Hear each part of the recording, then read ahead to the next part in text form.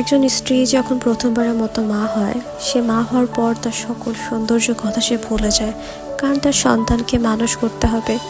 দিনের পর দিন, রাতের পর রাত যখন সন্তানকে লালন পালন করতে করতে তার সকল সৌন্দর্য হারিয়ে ফেলে, চোখের নিচে কালো হয়ে যায়, তখন তার দিকে কিন্তু কেউ ফিরেও তাকায় না।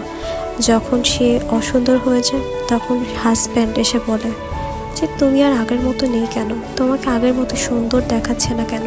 কিন্তু একটা বার যদি হাজব্যান্ড ভাবতো তার সন্তানকে মানুষ করতে গিয়ে তার সকল সৌন্দর্য সে হারিয়ে ফেলেছে, সে কিন্তু একটা বারের জন্য তার স্ত্রীকে এই কথা বলতে পারতো না।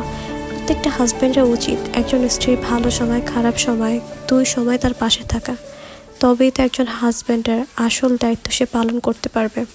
একজন হাজব্যান্ড যদি তার স্ত্রীর পাশে থাকে, একটা স্ত্রীর জন্য কিন্তু আর কিচ্ছু প্রয়োজন হয় না। সে শুধুমাত্র সেই খারাপ সময়টাতে তার হাজব্যান্ডের সঙ্গটাকে সবথেকে বেশি প্রাধান্য দিয়ে থাকে, প্রাধান্য তার কাছে হয়ে থাকে। একজন হাজব্যান্ডের বোঝা উচিত একজন স্ত্রী শুধুমাত্র একজন স্ত্রী না, কারো মাও। সেই মায়ের দায়িত্ব, হাজব্যান্ডের দায়িত্ব পালন করতে গিয়ে সে কিন্তু তার সকল সুখ শান্তি বিসর্জন দিয়ে